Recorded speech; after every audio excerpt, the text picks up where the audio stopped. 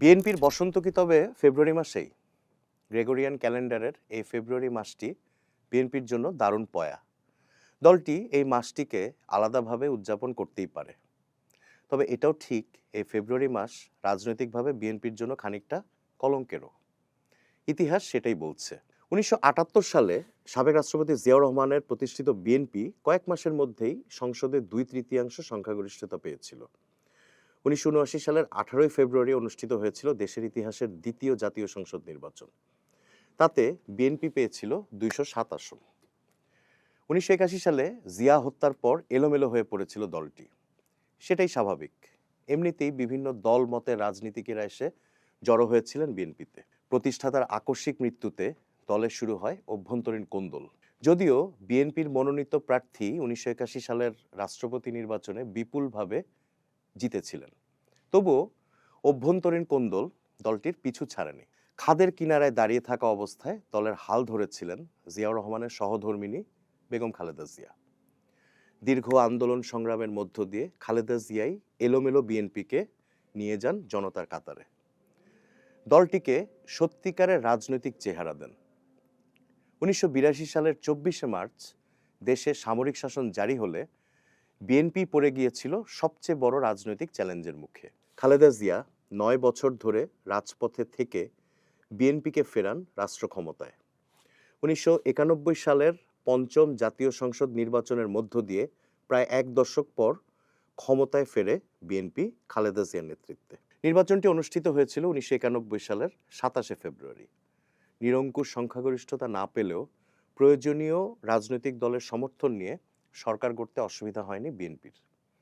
তবে বিএনপি আবারও চ্যালেঞ্জের মুখে পড়ে এরপরই, আরও একটি ফেব্রুয়ারি মাসে। খালেদা জিয়ার সরকারের কাছে রাজনৈতিক দলগুলোর দাবি ছিল নিরপেক্ষ তত্ত্বাবধায়ক সরকার। সেটা বিএনপির কার্যকলাপের কারণেই। ১৯৯৩ সালে অনুষ্ঠিত সংসদের একটি আসনের উপনির্বাচনে সরকারি দল বিএনপির ব্যাপক কারচুপি রাজনৈতিক দলগুলোকে তত্ত্বাবধায়ক সরকারের দাবি তুলতে এক প্রকার বাধ্যই করেছিল। সেই দাবিতে ব্যাপক আন্দোলনও হয়েছিল দেশব্যাপী। কিন্তু বিএনপি সরকার সে দাবি না মেনে পরবর্তী নির্বাচন আয়োজনের দিকেই হেঁটেছিল। ১৯৯৬ সালের ১৫ ফেব্রুয়ারি অনুষ্ঠিত ষষ্ঠ জাতীয় সংসদ নির্বাচন ছিল একদলীয় ও অংশগ্রহণহীন। বিএনপির রাজনৈতিক চরিত্রকেই এলোমেলো করে দেওয়ার নির্বাচন ছিল সেটি। সে কারণেই বিএনপির রাজনীতির অন্যতম বড় কলঙ্ক সেই ৯৬ সালের ১৫ ফেব্রুয়ারির একদলীয় নির্বাচন। ১ ফেব্রুয়ারি দিয়ে রাজকীয় যাত্রা, আরেক ফেব্রুয়ারি দিয়ে রাজকীয় প্রত্যাবর্তন। কিন্তু অন্য একটা ফেব্রুয়ারি বিএনপিকে কলঙ্কিতই করেছিল। অথচ ১৫ ফেব্রুয়ারির একদলীয় নির্বাচন এড়াতেই পারত বিএনপি। বিএনপি সেই কলঙ্ক মুছেছে অবশ্য দ্রুতই। ১৫ ফেব্রুয়ারির সেই নির্বাচনের পর গঠিত সংসদ দীর্ঘায়িত করেনি দলটি। মাত্র ১৩ দিনের মাথায় নিজেদের ২৭৮ জন সংসদ সদস্যের সংখ্যাগরিষ্ঠতাকে ব্যবহার করে তত্ত্বাবধায়ক সরকার ব্যবস্থা প্রবর্তন করে সেই সংসদ ভেঙে দেওয়া হয়েছিল। ৪ মাসের মাথায় তত্ত্বাবধায়ক সরকারের অধীনে অনুষ্ঠিত পরের সংসদ নির্বাচনে বিএনপি হারলেও ১১৬ আসন নিয়ে দেশের ইতিহাসের বৃহত্তম বিরোধী দল হওয়াটাও কিন্তু কম গুরুত্বপূর্ণ বিষয় ছিল না।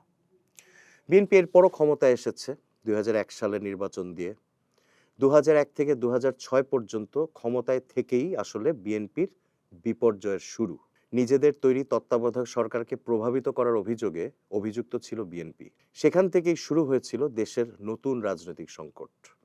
সেনা হস্তক্ষেপ, দেশে জরুরি অবস্থা জারি, তত্ত্বাবধায়ক সরকারের ২ বছর মেয়াদ, খালেদা জিয়া, তারেক রহমানের জেল জীবন, তারেক রহমানের বিদেশে নির্বাসন।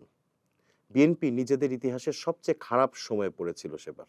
এরপর ২০০৮ সালের নবম সংসদ নির্বাচনে বিপর্যয় দলটিকে ঠেলে দেয় খাদের কিনারে।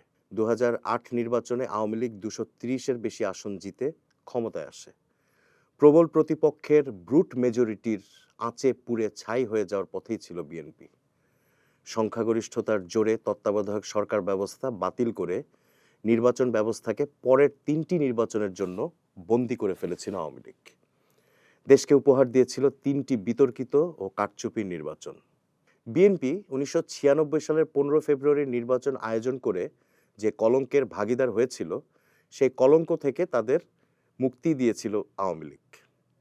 বিপর্যয়ের সময়টায় বিএনপি যেন আরও একটি প্রত্যাবর্তনের ফেব্রুয়ারিরই অপেক্ষায় ছিল। ২০২৪ সালের আগস্টে আওয়ামী লীগের পতন হয় ছাত্র জনতার অভ্যুত্থানে।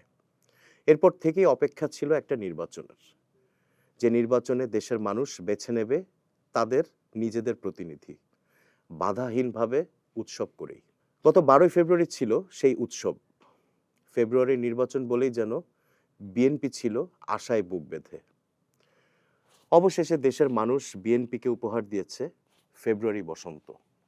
২০৯ আসনে জিতে আরও একটি ফেব্রুয়ারিতেই হলো বিএনপির রাজকীয় প্রত্যাবর্তন।